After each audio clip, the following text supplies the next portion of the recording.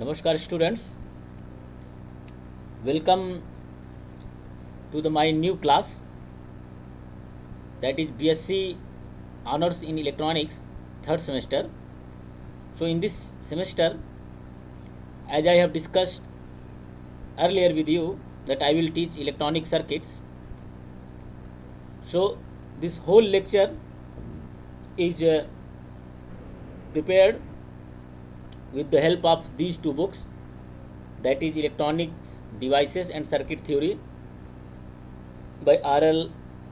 Robert Louis Bolstad and Louis Neselsky, and Grob's Basic Electronics by Michael L. Such. So those, apart from my lecture, those students who want to learn in more depth, they can refer to these books. So this first book is very nice book. I recommend all students, you must read at least once or two. You must read this book, that is Bolstad and Neselsky, Electronic Device and Circuit Theory. This is very wonderful book. So as I have discussed earlier with you about your syllabus, so your syllabus is divided into 4 units. So first unit is basically about the diode and applications of diode. Like few applications of diode are such as filter, clipper circuit, diode as a clamping, and then diode as a rectifier, diode as a voltage regulator. So these are the few topics which we have to learn in this unit. Before going to discuss this particular topic, applications of diode and semiconductor diode or PN junction diode, I would like to review your few introductory parts which you might have learned in your BSc second semester class. So in why I am going to do that, because if you see the PN junction diode, so basically PN junction diode are a junction between P type and N type semiconductor. So then question arises, what are the semiconductor material?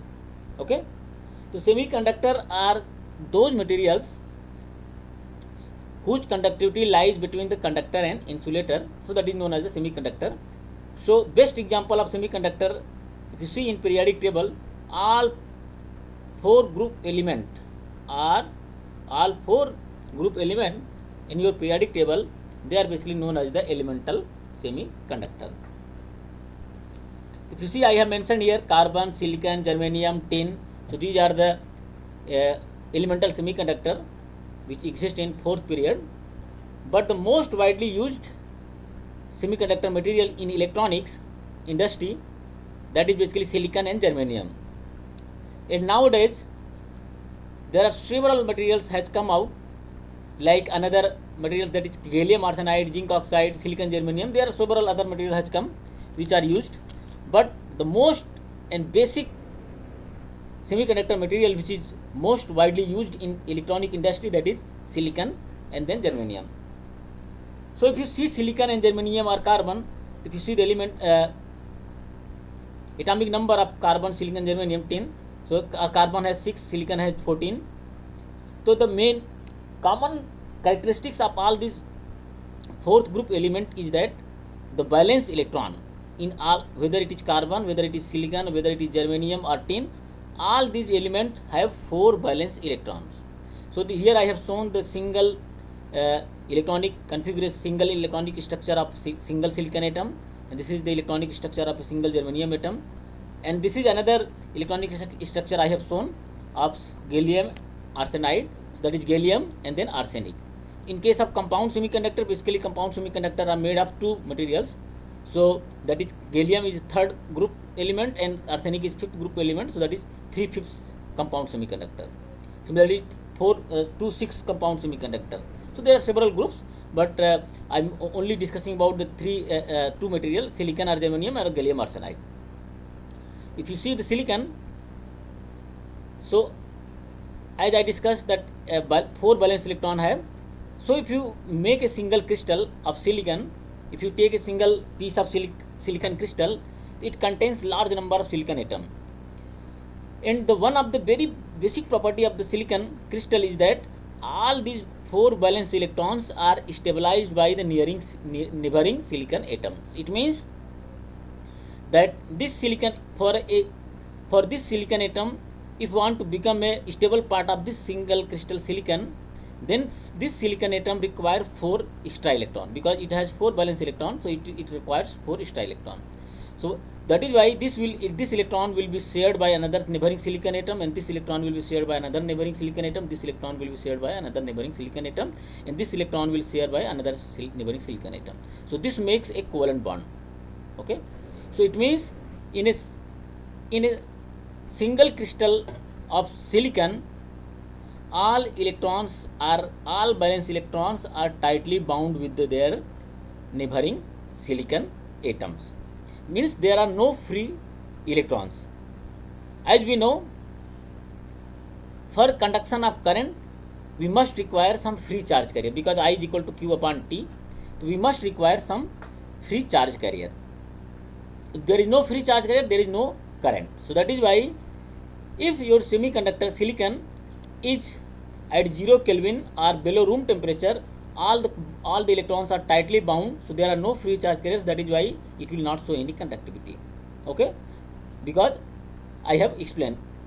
Now if you keep the silicon crystal at room temperature, then this room temperature energy, that is thermal energy, is sufficient to break some of the covalent bond. If the covalent bond will be broken, then this electron will be free. If this electron will move from this place, so it will leave a hole behind it. So a electron and hole will be generated. A electron will be generated and a hole will be generated. Similarly, this electron, if this electron is moved, so an electron is free and hole is free. Okay. So this kind of charge carriers, which are now free, if you keep this semiconductor at room temperature, if you provide energy, thermal energy or photon energy or any other energy, then so this free charge carriers now are known as the intrinsic carrier concentration. Intrinsic carrier charge carriers. Now if you take this silicon, same silicon crystal at room temperature or above room temperature, then it will behave like a conductor. So below room temperature, silicon or germanium or any other semiconductor is behaving like an insulator, but above room temperature it is behaving like a conductor, because it has a large number of free charge carrier. So this is crystal structure of silicon, and similarly this is crystal structure of gallium arsenide. So as I discussed, gallium and arsenic, there are 2 elements. The gallium has 3 element valence electron, and arsenic has 5 valence electron. So this 5 valence electron, if it requires 3 electron, and this 3 valence electron it requires 5, so it will become a stable part of the material. So at least it required 8 electrons in their valence orbit to become a stable part. Okay, so that is why, so 5 and 3, that is 8. So that is why they make this gallium and arsenic, when they come close together, they make a crystal, that is gallium arsenide crystal. So this is crystal structure of gallium arsenide. Below room temperature, this is also insulator, but above room temperature, this also behave like a conductor. So again, whatever we have discussed, the conduction of current in semiconductor, that happens at room temperature, that was because of the intrinsic carrier concentration. Intrinsic carrier concentration means number of electron in number of hole in intrinsic semiconductor, that will be always equal. N is equal to P is equal to Ni. Ni means intrinsic carrier concentration. So whatever current is flowing in intrinsic semiconductor, that is equal number, because of the equal number of positive charges, because electrons are the holes are the positive charges and electrons are the negative charges. So in intrinsic semiconductor, because equal number of positive charges and negative charges are present, so total current may be, if because positive current and negative current, so that may be equal to 0, or whatever current is flowing means intrinsic semiconductor, that is because of the equal number of electrons in hole. Okay. Now if you want to make a semiconductor in such a way that the current should flow whether because of the positive charges or because of the negative charges, then such class of semiconductor are known as the N-type semiconductor or P-type semiconductor. So in order to make silicon as a N-type semiconductor, we require a pentavalent electron, pentavalent impurity atom. It means the element we have to dope within the silicon that should have 5 valence electron. It means 4 electron will be covalently bonded with the neighboring silicon atom, and 1 electron will be free. If you see here, among the silicon atoms, 1 antimony atom is doped. This antimony have 5 electron. All 4 electrons are covalent bonded with the neighboring silicon, and 1 electron is free. And this 5th valence electron of the antimony, which is free, and this free electron is free to move into the semiconductor, but still it is bonded with the nucleus. Okay, but this antimony, this electrons of the antimony, this is still bonded with the antimony nucleus, and it means in order to make it free, it requires some energy to move within the crystal. Okay, so this is known as the N-type semiconductor. Similarly, if you see the P-type semiconductor, if we dope a trivalent impurity, means the atom which have a 3 valence electron in their outer orbit, then there will be lacking of 1 electron, so it will create a positive hole within the crystal. So here we have a silicon, and there is one boron atom. So we know that boron element atomic number is 5, so 2, 3, it means there will be 3 valence electron. So one electron is missing here. So this 1 electron is missing. This electron is making covalent bond with the neighboring silicon. This is making covalent bond with this silicon. This is making with the sharing the electron with the neighboring silicon. But this here we require 1 electron, but there is no electron. Electron is missing. So there means one vacancy is remaining there, but this vacancy is still bounded with the boron nucleus. Okay, and obviously this will be filled by an electron. It means it should have a positive charge. That is why the holes are assumed to be positive charge. It means here if you see, this boron atom is free. Now this boron atom is always ready to accept an electrons. Okay, that is why this boron impurity is called as a acceptor impurity. Why? Because there is one missing electron is there, and it is always ready to accept an electron. And here if you see in case of this N-type semiconductor, this antimony pentavalent impurity atom which is doped within the single crystal of silicon, this is always ready to donate an electron to the crystal. It is still bounded with the nucleus, but if you give some energy, so this will be free. This will able to donate an electron. This is always able to accept an electron. So that is why such kind of impurity atoms, this impurity, and for the case of N-type semiconductor, this antimony, this is known as the donor kind of impurity atom. Okay, so this is known as the donor, and this trivalent impurity are known as the acceptor impurity atom. So if you take a semiconductor, N-type semiconductor or P-type semiconductor at room temperature, so if you see here, this positive charges, when if somebody donates a charge, let us say if this antimony donates a charge, it will mean it will gain a positive charge because it has donated. If this boron is accepting an electron, so that means it will gain a negative charge. So that is why here if you see in this N-type or P-type semiconductor, I have denoted this plus charges. So this plus charges means these are the donor ions. Means this antimony is donated an electrons, mean when this electron is released, this electron is removed from this antimony, so this will gain a positive charge. Below room temperature, this electron is not free from the antimony. Below room temperature, this vacancy is not filled with the electron. So below room temperature, this antimony will be neutral. Below room temperature, this boron will be neutral. But above room temperature, we know that there are intrinsic carrier concentration. So and then when this antimony is donated this electron, so this will become positive charges, and this free electrons will be there. So this negative means these are free electrons. Okay, and these positive ions means these are basically positive ions. This remember, this positive ion is a part of the single crystal silicon, and this positive ions does not move within the crystal. Okay, but this free electron, this negative electron, these are free to move into the crystal. Obviously there will be some intrinsic minority charge carrier, that is positive ions, along with the free hole, means free hole, so that they are known as the minority charge carriers, and these electrons are known as the majority charge carrier because there are large number of free electrons are available in the n-type semiconductor. Similarly, this similar case happens in case of p-type semiconductor. So this boron, which is part of single crystal, this becomes acceptor ions. Okay, and it will accept, and when it will accept an electrons, so it will create an positive holes. So that is why these positive holes are basically free to move, so they are known as the majority charge carriers. So holes are majority charge carrier in p-type semiconductor, and electrons are majority charge carrier in n-type semiconductor. Okay, and along with the majority charge carrier there will be minority charge carrier. That means in p-type semiconductor electron will be minority charge carrier, and in n-type semiconductor hole will be minority charge carrier. So this is n-type semiconductor and p-type semiconductor. Let us come to the discussion of p-n junction diode or semiconductor junction.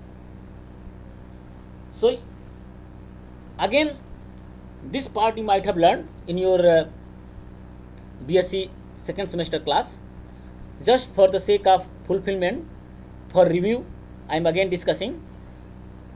So in order to make a junction, a p-n junction is basically a junction between a p-type semiconductor and n-type semiconductor. As we have discussed in previous slide, that n-type semiconductor and p-type semiconductor.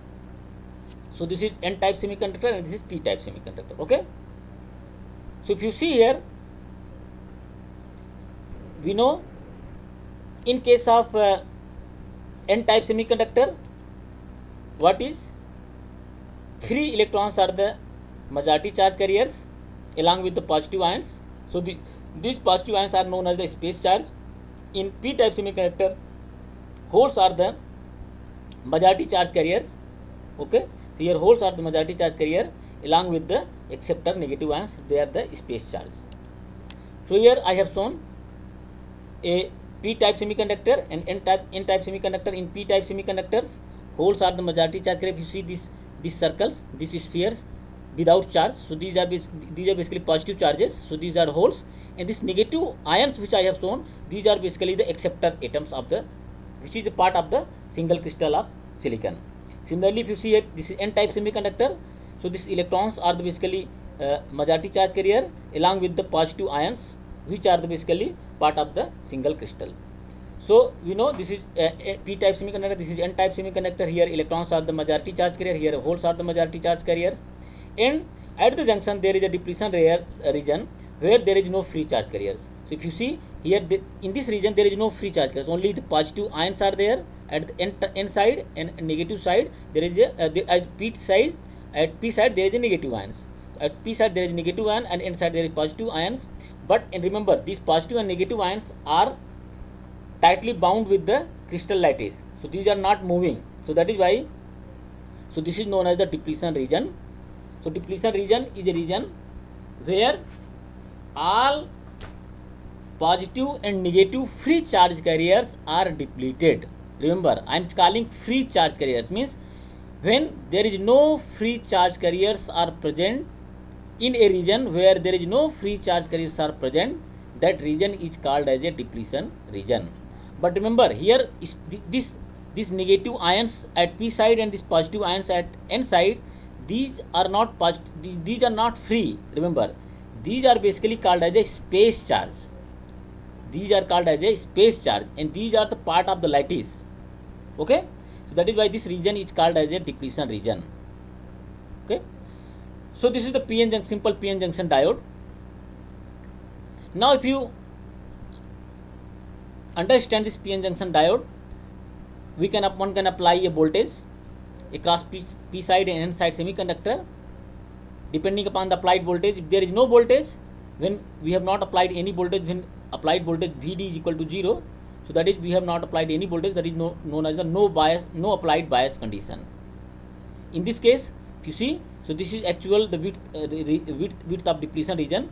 It means if you measure the voltage here, so if you see here, positive charge gives a positive voltage at N side and negative charge gives a voltage at P side. So this voltage is known as the built-in voltage or barrier potential.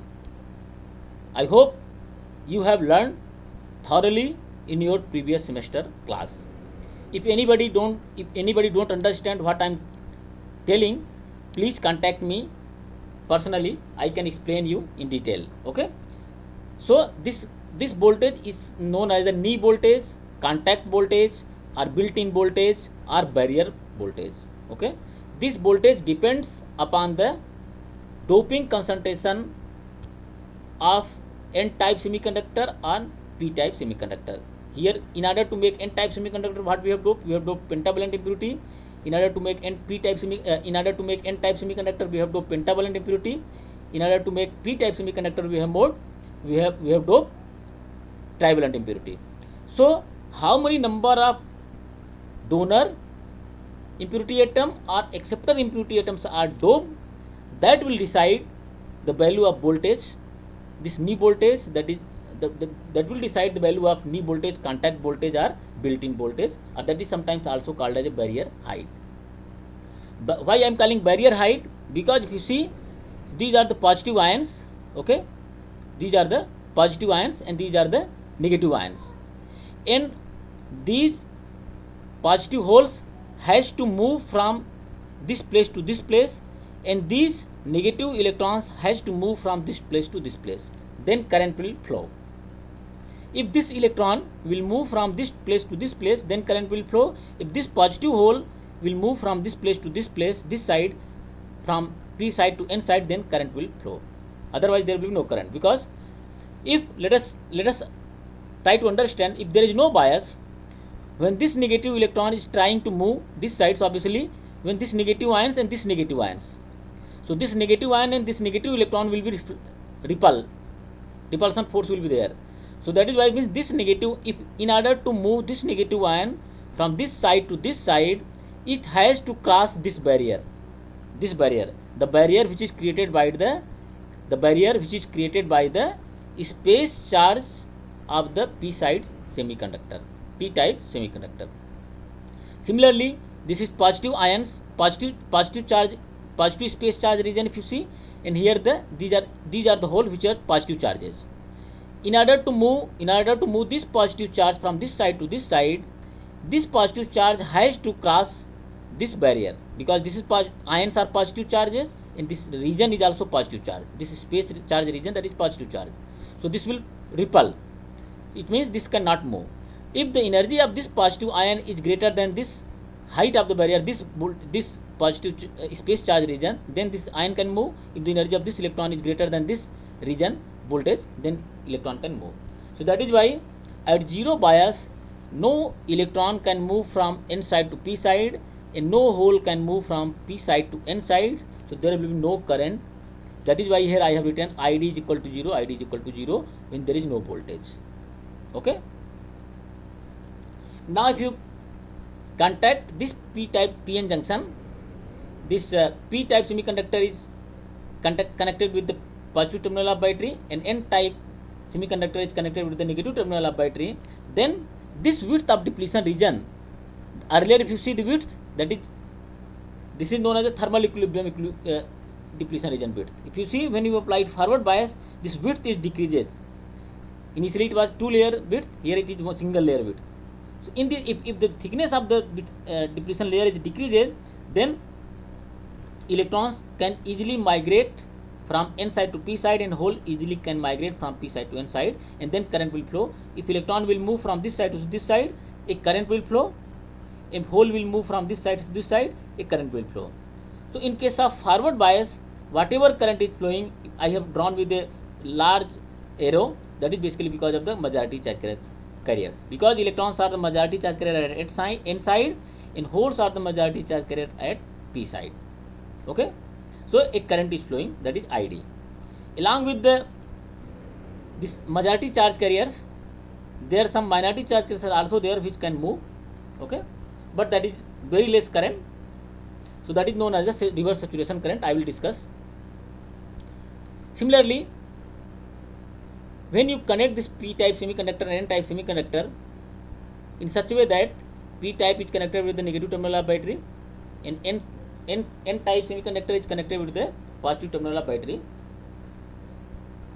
then this combination is known as the reverse bias condition. In case of reverse bias condition, if you see the width of depletion layer, that is increases. Here this is thermal equilibrium. When there is no bias, this is actual width of depletion layer. When we have applied forward bias, this width is decreases. When we have applied reverse bias, this width is increases. If the width is increases, we know that majority charge carrier cannot move, electron cannot cross this barrier from this side to this side, and a hole cannot move from p side to n side. So then there will be no current will flow because of the motion of majority charge carrier, because of the motion of electron from n to p and hole from p to n, which are the majority charge carrier. But remember, if you see whether it is intrinsic semiconductor or p type semiconductor or n type semiconductor, there are always some minority charge carriers present in p type and n side. If you see the minority charge carrier in p type semiconductor, what are the minority charge carrier? Here the electrons are the minority charge carriers. Okay, at p side electrons are the minority charge carrier, and at n side holes are the minority charge carriers. But if you see this polarity, so this positive polarity of the battery, so this will give a force to the hole. Okay, and this hole can, because of the positive ions and positive holes, so this hole can move, can cross this barrier, and electron can cross the barrier, then a current will flow because of the minority charge carriers. So in case of reverse bias, there is no current because of the majority charge carrier, but there is a current because of the minority charge carriers. In case of forward bias, whatever current you are getting, that is basically because of the majority charge carriers, but along with there will be some minority charge carriers also, and that will give the reverse saturation current. The whatever current is flowing because of the minority charge carrier, that current is known as the reverse saturation current. Okay, and this reverse saturation current is directly depend upon the temperature and doping concentration, and it does not depend upon the how much voltage you have applied across the semiconductor. Okay, so this is the some basics of p-n junction diode, which you might have learned in your BSc second semester classes. So now if you plot the characteristics curve of a p-n junction diode, so this is p-n junction, we have applied forward bias, and this is p-n junction in case of reverse bias, as we have discussed. So I have drawn a characteristics curve on y-axis current, okay, in diode current, and on x-axis that is voltage. So for the case of this p-n junction diode may be made of silicon, this may be made of germanium, this may be made of gallium arsenide. So as we have discussed, this knee voltage width of depletion region, and this gives the a voltage that is known as the knee voltage. This voltage totally depend upon the which type of material it is made of and how much doping concentration has been done to make n type or p type semiconductor. So if you do the characteristics of p-n junction diode, if it is made from germanium, so this is something like a exponential curve. For silicon it is exponential curve, for gallium arsenide exponential curve. In forward bias, in case of reverse bias, we have seen in previous slide that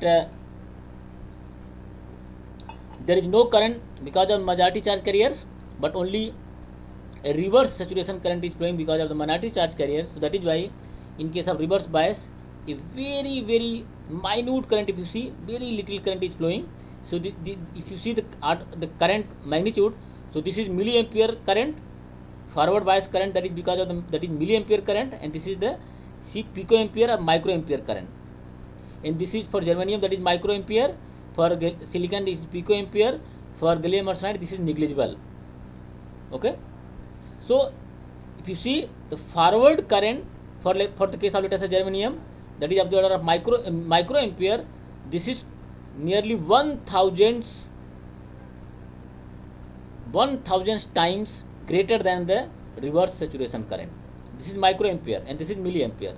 Similarly, this one, this is milliampere and this is picoampere. So this is nearly 10 thousands, not tens, thousands times greater than 10 picoampere. Na? It's means it is very less current. Reverse saturation current is very less current when, and forward current is very high current. Okay.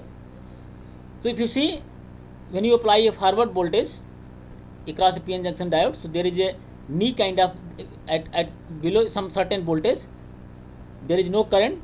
After that particular voltage, current used to flow across the junction. That particular voltage, that is known as the knee voltage, where it is kind of knee shape is there. That is why this is no voltage. For the case of germanium, that is 0.3 volt. For the case of silicon, this is 0.7 volt. For the case of gallium arsenide, this is 1.2 volt.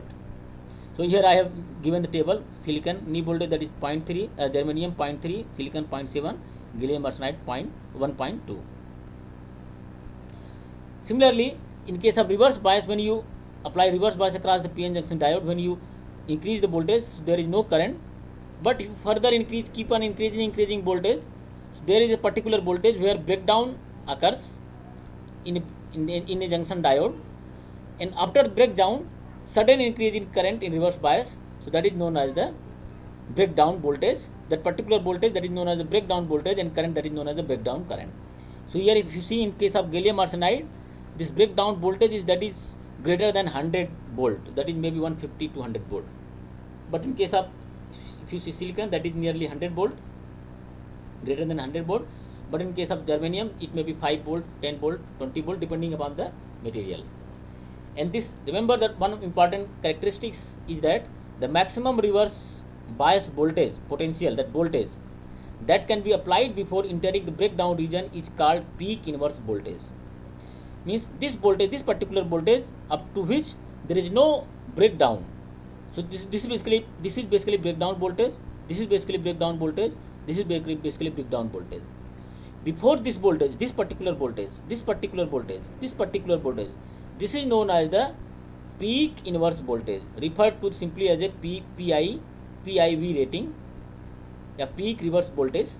Okay, this is basically some characteristics of the diode. And this diode characteristics can be understood by a simple mathematical formula, that is known as the diode equation, that ID is equal to IS e to power Vd upon n Vt minus 1. So this equation is known as the diode equation. I will discuss in detail this diode equation in my coming slide. Okay.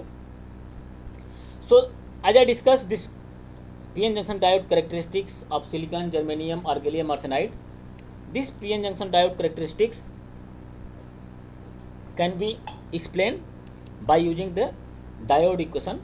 So this diode equation, that ID is equal to IS e to power q Vd upon n Kt minus 1, where ID is the diode current, IS is the reverse saturation current, as I discussed earlier, Q is the charge of electron, Vd is the applied voltage, n is the ideality factor. And for ideal diode, that is 1. So one can, later on I will neglect this n. K is the Boltzmann constant, you know the Boltzmann constant, and T is the temperature, okay, at which your diode is working. So if you simplify this equation, the ID is equal to IS e to power q Vd upon n Kt minus Is, because this it was in bracket, so Is. So Is is reverse saturation current. Let us define a new quantity, that is Kt upon q, that is equal to Vt. KBT, that Kt is equal, basically K is the Boltzmann constant and T is the temperature. So this is basically a thermal energy. If you divide with this thermal energy in voltage, so you have to divide with the charge. So that is Q. So Kt upon Q is basically a thermal voltage or thermal energy. So this thermal voltage Kt upon Q is equal to Vt. So if you calculate this K we know, that is 1.38 10 power 23 joule per Kelvin, and T is the temperature. So let us say room temperature. So that T is equal to 300 Kelvin, and Q is the charge, that is 1.6 10 power minus 19 coulomb. So if you calculate this value, this will give 26 millivolt, 26 10 power minus 3 volt. Okay, that is a constant quantity at room temperature. So we generally assume your diode at a room temperature, that is why this is 26, that is known as the thermal energy, and N is 1. If you do this, so ID will be equal to Is e to power Vd upon Vt minus Is. Okay. So this is basically known as the diode equation, what I have shown. This is the diode equation, what I have earlier also shown here. This ID is equal to Is e to power Vd upon N Vt minus N. So here I have taken Is common, and N is equal to N is N. Here I have kept the value of N is equal to 1. Okay. So now if we analyze this diode equation for the case of forward bias, reverse bias, or thermal no bias, then we know that in case of forward bias, we have seen earlier, this diode voltage, this Vd is basically a positive quantity, means we have to apply some voltage. Okay. So if you do that, so Vd, in that case, Vd is obviously, you may apply 1 volt, 2 volt, 0.1 volt, 0.2 volt, 0.3, 0.4, 0.5 something volt will be. Obviously 0.1 volt, 0.2 volt is greater than 26 millivolt. So that is why I have written this point in for the case of forward bias, Vd is greater than Vt. If Vd is greater than Vt, this means this exponential quantity e to power Vd upon Vt, this is a positive quantity. If this is a positive quantity, then the second term of this equation, this Is, this term can be neglected. If you neglect this term, then your diode equation will become ID is equal to Is e to power Vd upon Vt. Where this Is, what we have called this Is, is known as the reverse saturation current, and this reverse saturation current is flowing because of the minority charge carrier. Okay. So if you see this forward current ID is directly proportional to exponential of Vd upon Vt. That means if you increase this voltage, applied voltage, current will increase exponentially with respect to voltage. That is why when you have plotted this characteristics curve, current versus voltage curve, in case of forward bias of a diode, you got a exponential curve. For the case of germanium, silicon, whatever diode is there, that doesn't matter whether it is silicon, germanium, or gallium arsenide, the characteristics curve remains same. That will be exponential in nature. Okay, and this will depend upon the applied voltage and current. Similarly, if you do the reverse bias, so in case of reverse bias, what we have to do? We have to apply negative voltage. That Vd should be less than 0. That is negative voltage. Means this P will be connected N, and N will be connected with positive. That is negative voltage. That means Vd will be less than Vt. If voltage, this thermal energy is 26 millivolt, that is positive voltage, and this Vt is, if you are applying 0.1, minus 0.1, minus 0.2, minus 0.3, whatever voltage you are applying, that is negative voltage. Obviously this Vt will be, that means applied voltage is less than thermal voltage. In that case, your this equation, okay, this equation will become Is e to power minus Vd upon Vt minus Is. So in this equation, this e to power minus Vd upon Vt, this e to power minus Vd upon Vt, that will be less than 1, because this is negative exponential, so this will be less than 1. If this is less than 1, okay, that means this quantity e to power minus Vd upon Vt can be neglected. If you neglect this quantity in this equation, so this quantity will be neglected. So what we will get only? We will get Id is equal to minus Is. So that is what I have written. If you neglect this quantity, so what will you get? Id is equal to minus Is. That means when you apply reverse bias, the direction of current changes. Here if you see negative sign reflects that the direction of diode current will change. If you see in here also, if you see, initially in case of forward bias, current was flowing into this direction, that was the direction of current. But if you see in case of reverse bias, when we have applied, a current is flowing, majority current is 0, but a current is flowing, that current is what we are calling, that is minority current, i.e. saturation current, reverse saturation current, but the direction of current is basically negative, opposite to this one. So that is why if you see here, this negative sign reflects that this reverse saturation current is opposite to this forward current. This reverse saturation current is opposite to the direction of majority charge carrier current. This is the majority. This was due to the majority charge carrier, and this is due to the minority charge carrier. And one more important point is that if you see this diode current, whatever diode current is flowing, that is independent of applied voltage. Vd is applied voltage. So that this current, reverse saturation current, does not depend upon the applied voltage. It means whatever voltage you apply, the current will remain constant. So that is why here in this case, if you apply this, if you see increased voltage for 1, 2, 3, 4, 5, 6, 700, 50, 60, 70, 100, this voltage was nearly constant and it was negligible. It was very less current. It was picoampere current. Even for the case of silicon also, for the case of germanium also, this is very less current. Okay. So that is why this current is independent of applied voltage. So this is the known as the reverse characteristics. Similarly, if you have not applied any voltage, let us say, for the earlier case we have understood, if that is Vd equal to 0. So if there is no voltage, obviously Vd will be equal to 0. If you substitute this value in Vd is equal to 0 in this equation, Id is equal to Is e to power exponential q Vd upon n kt minus 1. तो this Vd will be equal to 0, तो exponential e to power 0 हो जाए. It will become e to power 0. Exponential to 0, that is equal to 1. तो Id is equal to Is 1 minus 1. 1 minus 1, this 1 and 1 will be cancelled out. It will give Id is equal to Is minus 0, that is that is 0. That is why when you have applied no voltage, that means when you have applied open, means when you have, that is voltage is open, that is known as the open voltage. Diode is in open voltage case, so there is no current, that Id is becomes equal to 0. Mathematically you can find out e to power 0, exponential to power 0, that is 1, 1 will be cancelled out, so this will be 0, so the Id is equal to 0. So that when there is no voltage, that current is equal to 0. That is why when you have not applied, if you don't apply any voltage, so your characteristics will be equal to 0 for the case here. Okay. So this is the mathematically how one can explain the diode characteristics. And as I discussed, let us try to understand the effect of temperature on PN junction diode. In case of forward bias or reverse bias, if you see the diode equation, the diode equation Id is equal to Is in bracket, that is exponential q Vt upon n kt minus 1.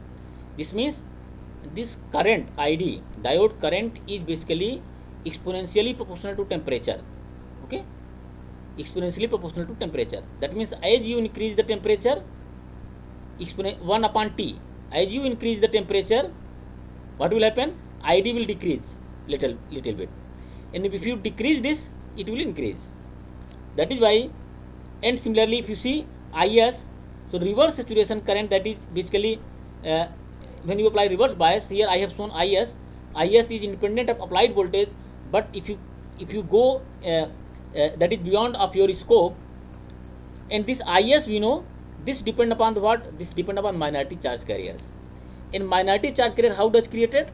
Minority charge carriers are created because of the breaking of the covalent bond.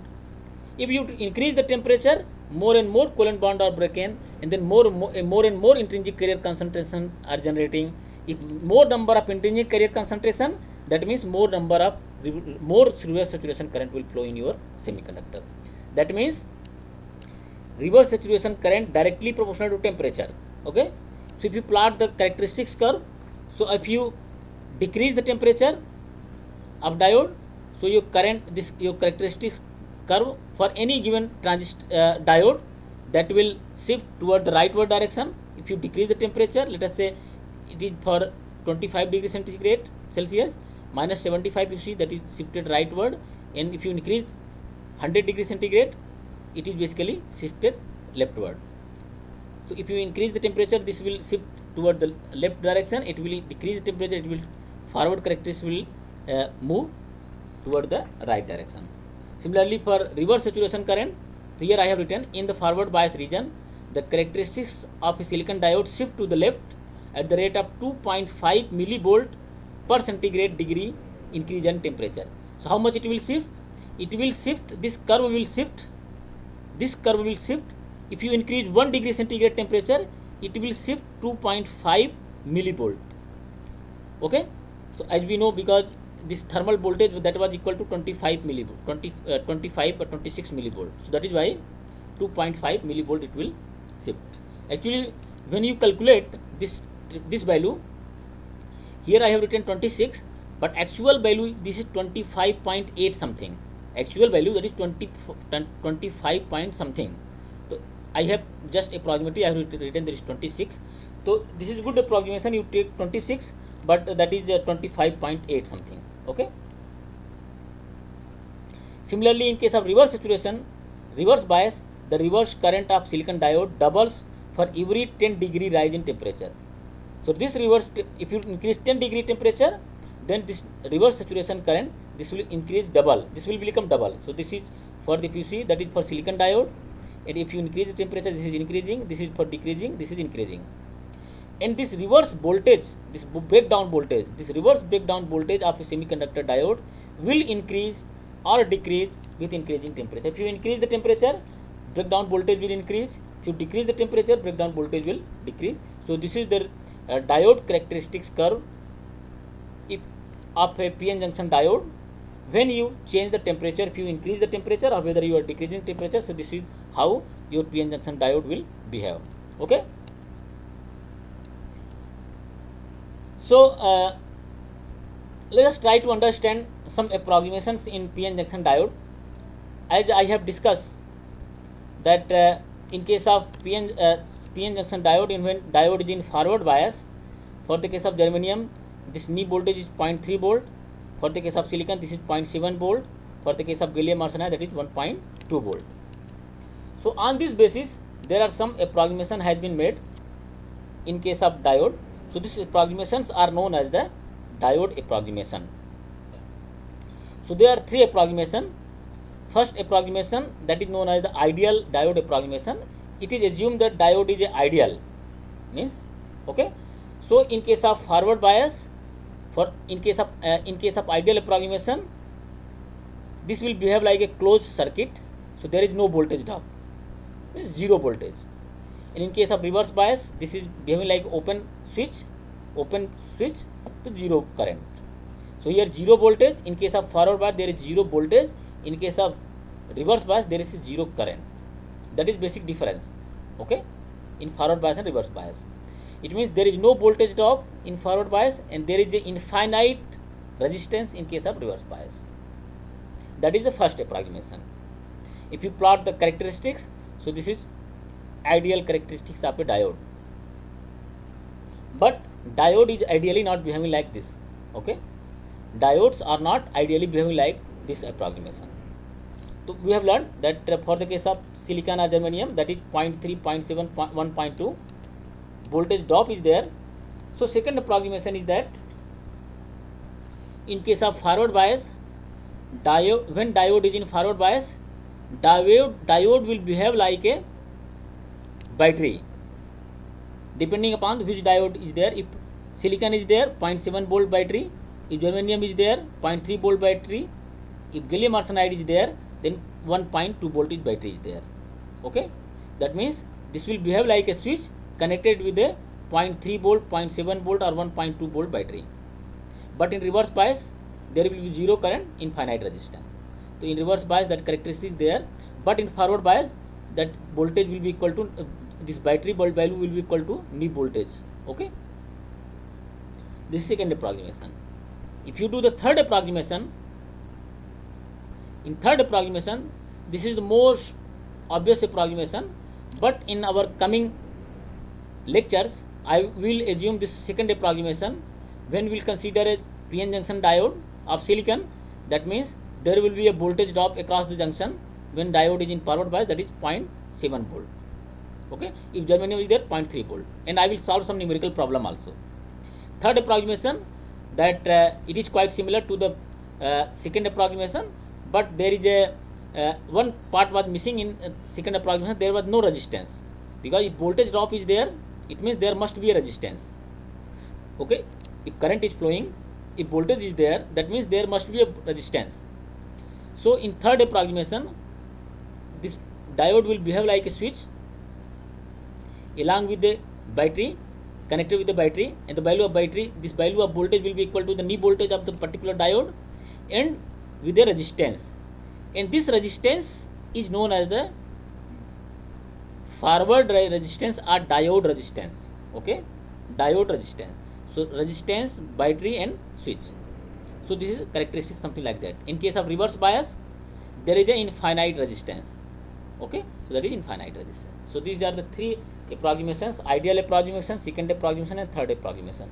So normally generally we consider third and second approximations. So third approximation is the best approximation when you use a circuit in any integrated device. Okay, so how to calculate this forward resistance, as we have discussed, RB, or that is sometimes known as the RD.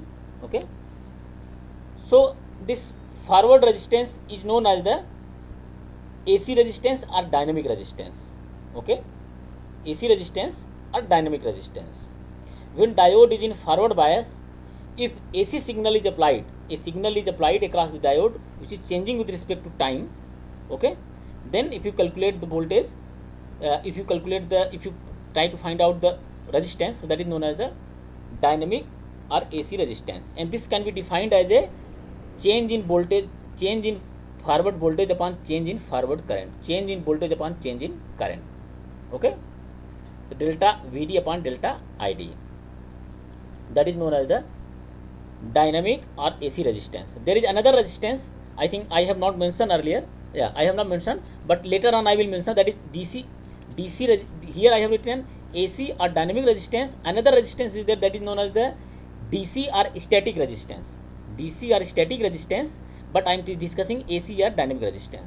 And this AC or dynamic resistance can be determined. So we know diode equation. From diode equation, theoretical, if from graph if you want to find out, so you have to plot the characteristics curve as I have discussed earlier. So this is characteristics curve. If you take the characteristics curve, on characteristics curve you take 2 point. Okay, one point and another point, and then you have to find out the Q point, that is operating point, quiescent point, that I will discuss later. And you take this maximum value of that particular voltage and minimum value of that particular voltage, and then maximum value of current and minimum value of current, and you take this value minus this voltage minus this voltage, and this current minus this current, so that will give the change in voltage upon change in current, and that will give the dynamic resistance, yeah, AC resistance. This is how one can find out the via graph. Okay, but if you want to find out via mathematically, theoretically, so we have to go with the diode equation. So I have written this diode equation: ID equal to IS e to power VD minus VD upon N VT minus IS. So just you have to differentiate this equation. Okay, because I have to find out delta del VD upon del ID. So I have differentiated. If you differentiate del ID upon del VD, if you do the differential del upon del VD with respect to VD, we are differentiating this equation with respect to VD. So this IS is independent of VD, this will become constant. So if you differentiate, so what you will get? You will get del ID upon del VD is equal to 1 upon N VT into ID. Again you will get IS upon e to power VD upon NKT. So this IS e to power VD upon NKT, that is equal to basically ID. So that is basically equal to ID. Okay. So this del ID upon del VD is equal to approximately equal to ID upon N VD, and we know the diode resistance, dynamic resistance, that is equal to del VD upon del ID. So if you reverse it, del VD upon del ID is equal to RD, dynamic resistance, that is equal to N VT upon ID. And we know this N is equal to 1 for ideal diode, and VT is equal to 26 millivolt, as I have discussed earlier here, 26 millivolt. So if you substitute this value, so what we will get? RD is equal to 26 millivolt upon ID. Okay. So this is known as the dynamic resistance of the diode, or forward resistance of the diode. For AC, in forward bias there may be two resistance. There may be one AC or dynamic resistance. Dynamic resistance is basically changing. That is why it is known as the dynamic resistance. It depends upon the applied voltage, applied voltage or applied current. It depends upon the Q point, dynamic resistance, AC resistance. Okay. So this is the dynamic resistance or dynamic AC resistance. There is another resistance, that is known as the DC resistance or static resistance, because it is static. Its value does not changes. Simply this definition of this that is diode resistance, that is RD is equal to VD upon ID. Previously, in case of AC resistance, what we have taken delta VD upon delta ID. But in case of static, we have to taken simply VD upon ID. It means on characteristics curve, if you want to find out this RD, just you take any point on the characteristic curve and you take that corresponding ID, take a Q point and then take that voltage corresponding to that Q point, and then you take current corresponding to that Q point and you divide voltage upon current, that will give the resistance. This is known as the DC or static resistance. But for the case of AC or dynamic resistance, as I have told that you have to take 2 points and then you have to take in difference of these 2 points, difference of voltage and difference of current, and then you divide, then you will get the dynamic or AC resistance. For the case of average resistance, you take any 2 point. Okay, you take any 2 point.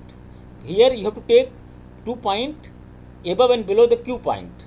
But in case of average resistance, average AC resistance, you take any 2 point on the characteristics curve. Here you have drawn a tangent. In order to do that, you have drawn a tangent along the Q point, defined by a tangent line at the Q point.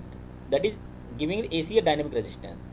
But in case of average resistance, defined by a straight line between the limit of operation. So between limit of operation, you draw a straight line and you take a difference and then you divide, that is giving the AC resistance, average resistance. Okay, so this is the about the diode resistance. So I believe that I hope you are able to understand. So this is this part what I have done today. This is all this is expected from you that you have already learned in your previous semester. This is I have not started anything of your syllabus still. This is, I believe that you have learned in your previous semester, but I have make a review to you this part. So please listen carefully and go back to in your book what you have learned and read carefully. Okay, so this is the I am done with this today's lecture. So please read, follow the book, follow the lectures. If you have any doubt, any confusion, please feel free to write on my YouTube channel. Please don't forget to write comments. If you are writing comments on YouTube, that means I believe that you are listening my full lectures thoroughly. At least you write, okay sir, it was good lecture, it was bad lecture, or something like that. Whatever you feel, you write. Okay, so with this regard, again I request all students, please subscribe my YouTube channel. So whenever I upload any video lecture regarding your class, you will get notified and you will get immediately, you will be notified. Okay, and you will get my lectures. Without subscription, you cannot get my lectures. Thanking you very much for listening me carefully. Thanks a lot.